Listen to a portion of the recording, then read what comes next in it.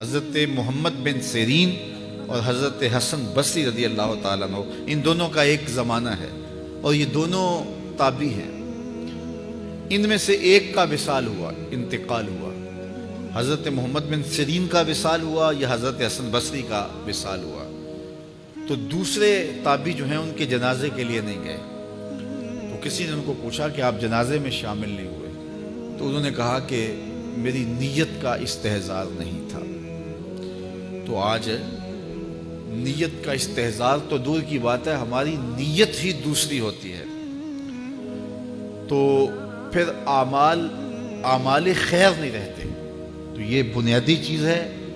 تو جو لوگ حج کرنے جا رہے ہیں وہ اپنی نیت کا استحضار اور نیت کی تنقید اس کو اپنے اوپر لازم قرار دیں کہ کوئی اور غرض شامل نہ ہو، رضا الہی کا حصول یہ بنیادی نقطہ ہے حج کے مقاصد میں سے، کہ بندہ اس لیے اللہ کے حضور حج کرنے کے لیے جا رہا ہے۔ تو حاجی تو وہ بن ہی جائے گا، خود بخود ہی ہو جائے گا۔ اچھا، کئی لوگوں کا یہ خیال ہوتا ہے کہ میں نے ایک حج کیا ہے تو حاجی بن جاؤں گا، اور زیادہ حج کیے جائیں گے تو پھر الحاج بن جاؤں گا۔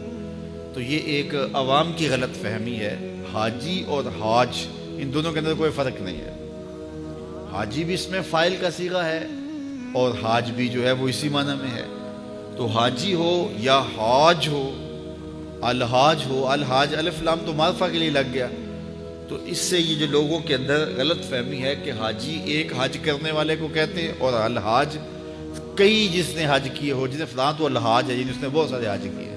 تو ایک حج کرنے والا بھی الحاج ہو سکتا ہے، اور متعدد حج کرنے والا بھی حاجی ہے۔ جس طرح ایک نماز پڑھنے والا بھی نمازی کہلا لیتا ہے، اور روز نماز پڑھتا ہے وہ بھی نمازی ہے، تو اس کے لیے کوئی الگ سے لفظ نہیں ہے۔ اور بعض لوگوں کا یہ خیال ہے کہ جو جمعۃ المبارک کے دن حج آئے وہ حج اکبر ہوتا ہے، اور باقی شاید چھوٹے حج ہوتے ہیں۔ تو یہ بات بھی غلط فہمی پر مشتمل ہے۔ جمعۃ المبارک کے دن اگر کوئی حج آ جائے تو ظاہر ہے جمعہ کی برکتیں بھی ساتھ شامل ہوں گی، لیکن حج اکبر یا حج اصغر کی یہ تقسیم نہیں ہے۔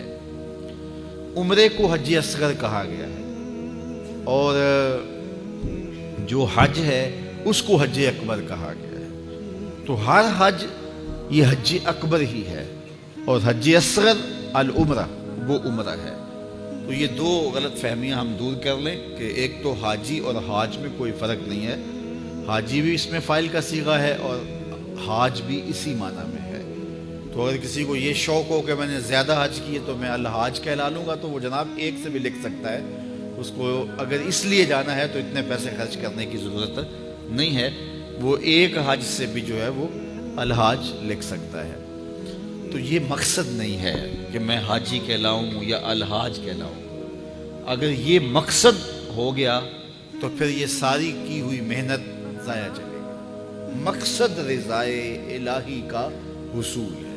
اللہ تعالیٰ جل شانہ یہ نصیب کرے، اور یہ حج کے بنیادی مقاصد میں سے ایک مقصد ہے کہ اللہ کی رضا کو حاصل کیا جائے۔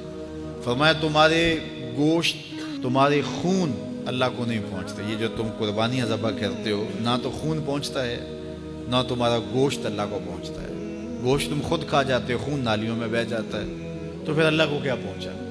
نہ تمہارا خون پہنچا، نہ تمہارا گوشت پہنچا، نہ تمہارا پوست پہنچا۔ فرمایا اللہ کو تمہارے دل کا تقوی پہنچتا ہے۔ تو یہ نیت کے فرق سے عمل ہوتا ہے، یہ بات ذہن میں رکھیے۔